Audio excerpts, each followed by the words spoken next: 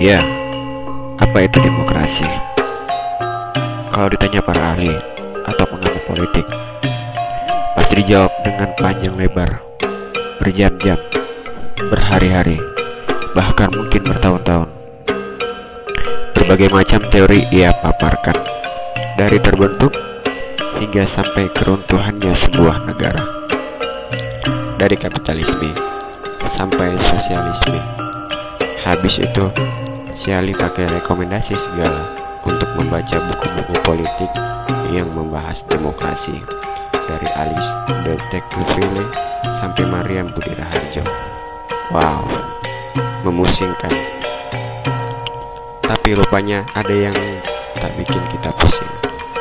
Ya, paling cuma bikin bibir kita nyengir dalam sebuah iklan parpol yang sekarang lagi berjejel di layar TV swasta.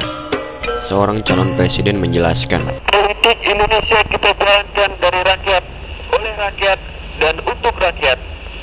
Kepentingan bangsa dan negara nomor satu, di atas kepentingan pribadi. Wah, benarkah itu?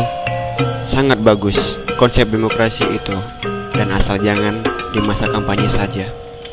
Tak puas dengan jawaban abstrak itu, kita cari referensi dari bahan yang ringan lain. Ada sebuah catatan esens negara ini terbaca.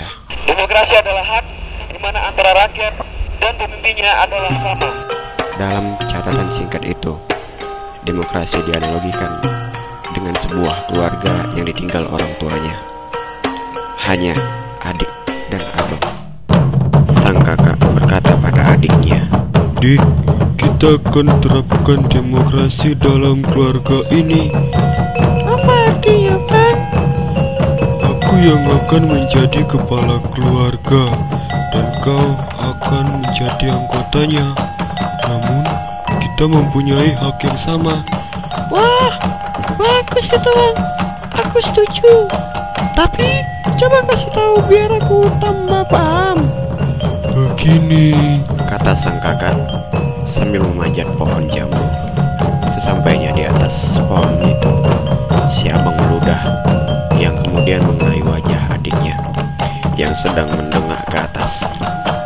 Adik terkejut, namun belum sempat ia mengucapkan sebuah kata sebagai bentuk protes, si abang mengatakan, aku punya hak untuk meludah. Sekarang dirimu juga punya hak untuk meludah. Lakukan.